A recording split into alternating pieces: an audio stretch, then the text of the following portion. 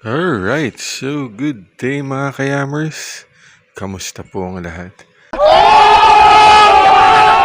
Alright, so for today's video mga kayamers, susubukan natin buksan yung air filter box, okay?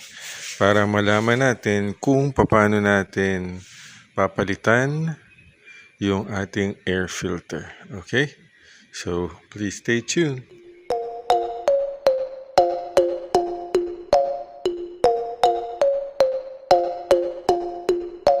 Alright, so mga kayamers, kung mapapansin nyo, okay, so nakaalis pa rin yung ating U-box at yung seat natin. Okay, so dun sa previous video ko, naggawa ko ng tutorial on how we can remove the U-box. So ngayon, nakatanggal pa rin yan kasi nga titingnan ko rin kung paano natin i-access yung air filter box para makita natin kung paano natin mapapalitan yung ating air filter. Okay?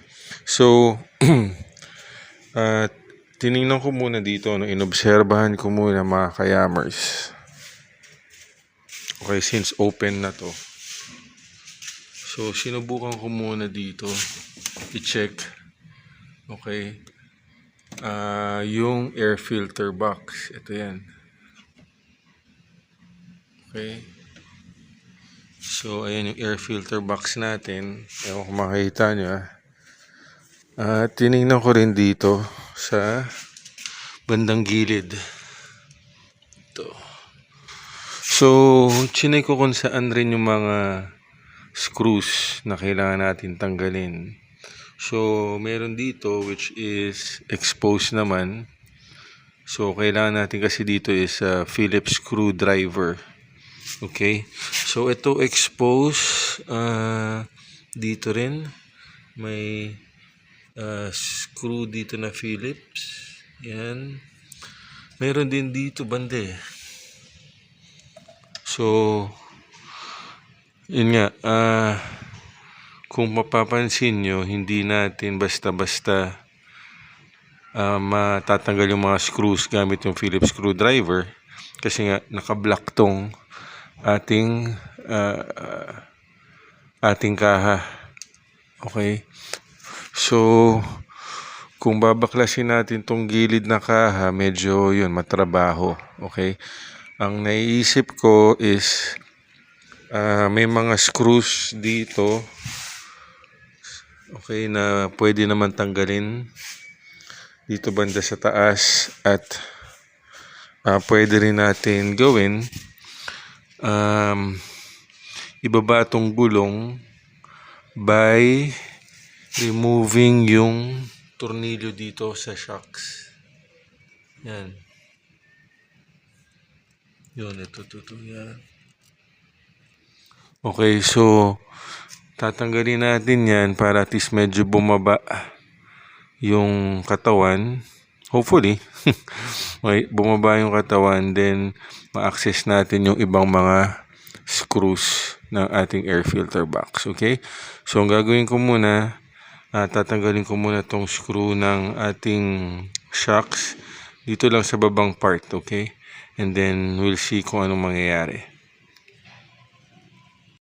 Okay, so gagamit tayo ng 12mm na socket wrench mga kayamers, Okay, so by the way, before we proceed, shoutout pala sa isa nating mga subscribers.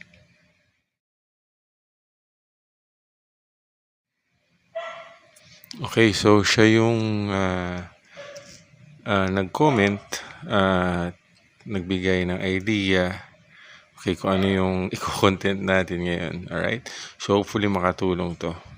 Okay, so tatanggalin ko muna mga kayamers. Alright, so yun mga kayamers, medyo bumaba siya. Okay, so makikita na natin yung mga ibang Phillips screw. Yan. Ito. Yan, tapos meron isa dito. Ito. Okay. Tapos meron na dito sa may taas banda. Yan, dito ng banda. Yan, so hopefully makuha natin to.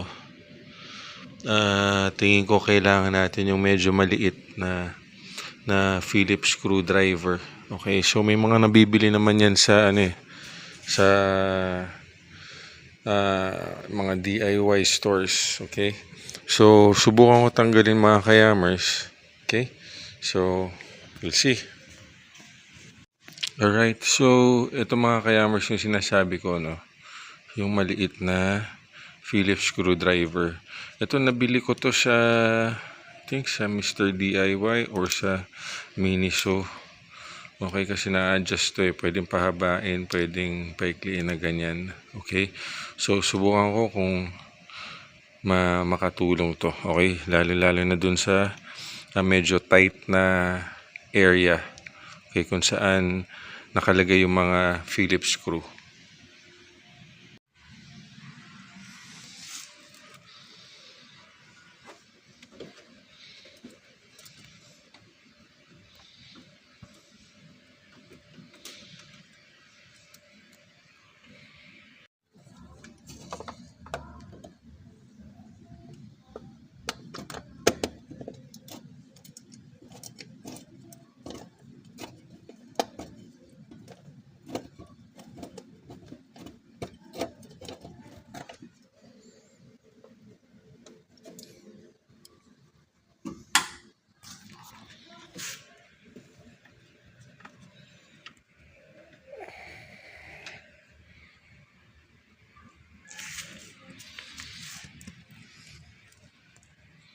Alright, so mga kayamers, no, medyo halfway na tayo.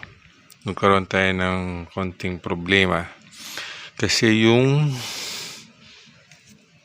dalawang screws dito banda, tsaka yung isa sa taas, medyo yun nga, kanina hindi natin ma-access to. Okay, so isa sa mga trick na pwede natin gawin is lalagyan natin ng pangkalso dito. So ibig sabihin, kailangan natin taasan tong nasa center stand para medyo bumaba pa. Okay, yung airbox kasi medyo yun nga sobrang sikip, hindi na natin madudukot to sa loob. Okay, so ayan, naglagay ako ng kahoy para medyo umangat pa yung sa center stand at ito medyo bumaba pa. Okay, so yun mga kayamers, so subukan kong alisin to.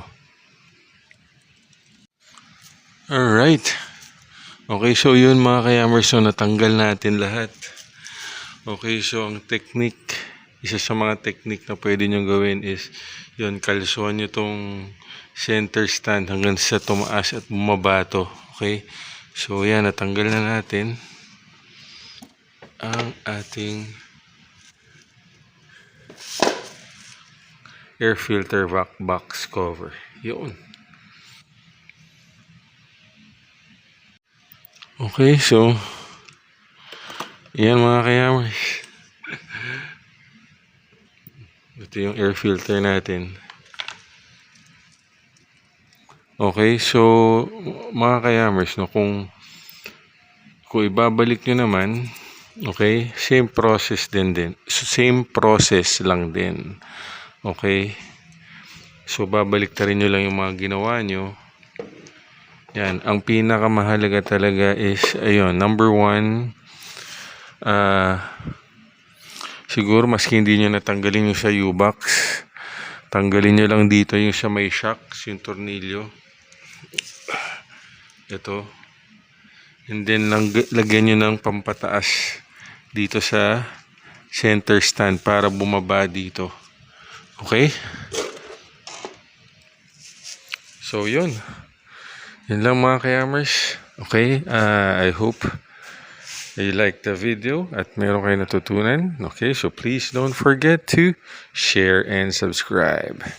Thank you mga kayamers and Peace out. Me right, you can hate on that. I don't play both sides, doing me no cap. I'ma ride or die for my dreams on tap. I'ma fly real high, you ain't see me slack. No, it's not how you fall, it's how you get right back up. That's how you get tough. Calluses on my hands so rough, yeah, I call your bluff. I'm not the one, mess with me, come out with none. Cause I'm so done, you had your fun. And now you're gonna face down the barrel of the gun. Cause I got a full clip, put your name on it. But I'ma let you slide, cause you ain't worth it. I'm staying strong, need to move on to be what I want, I'll keep dreaming on. I'm staying strong, need to move on to be what I want, I'll keep dreaming on.